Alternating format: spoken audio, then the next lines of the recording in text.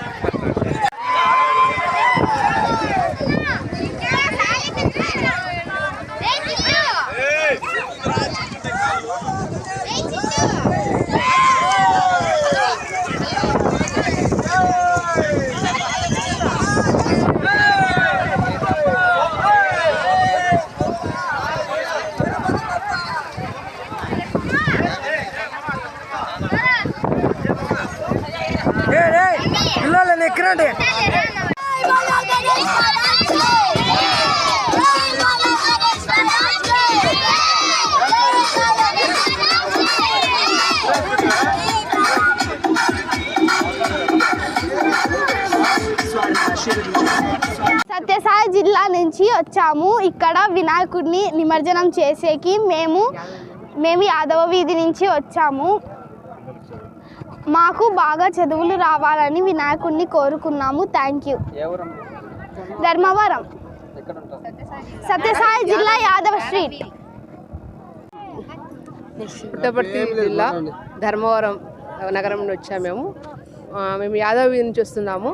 భగవంతుని ఈరోజు వినాయకుడిని నిమజ్జనం చేసి ఇక్కడ వచ్చాము. మేము పిల్లలందరూ 3 రోజుల పాటు బాగా వినాయకుడి దగ్గర సంతోషంతో కేరింతలతో బాగా ఎంజాయ్ చేశారు. ఇప్పుడు ఈరోజు నిమజ్జనం చేయడానికి మేము అక్కడి నుంచి వచ్చామండి. ధర్మవరం యాదవ్ స్ట్రీట్ నుంచి వచ్చాము. ఈరోజు వినాయకుడిని నిమజ్జనం చేస్తున్నాం 3 రోజులు. హ్యాపీ వినాయక చవితి. ధర్మవరం మండలం యాదవ స్ట్రీట్ నుంచి వచ్చినాం సార్. నిమజ్జనం చేయడానికి వినాయక చవితి సందర్భంగా హ్యాపీ దీపావళి. మళ్ళీ ఎక్కడ ముప్పు వస్తుందో అని ఇక్కడ నిమజ్జనాన్ని జరగకుండా అడ్డుకోవడం జరిగింది.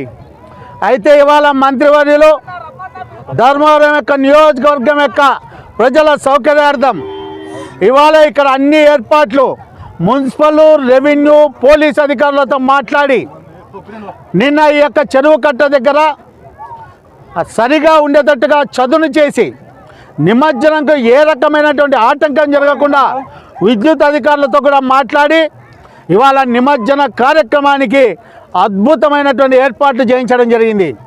ఇవాళ ఎప్పుడూ లేని విధంగా ఇవాళ 2 క్రేన్లు ఇక్కడ ఏర్పాటు చేసి నిమజ్జన కార్యక్రమానికి ఆటంకం రాకుండా, ఎటువంటి ఆటంకం జరగకుండా ఇవాళ మంత్రి గారి యొక్క సూచన మేరకు ఇవాళ ఏర్పాట్లు చేయడం జరిగింది.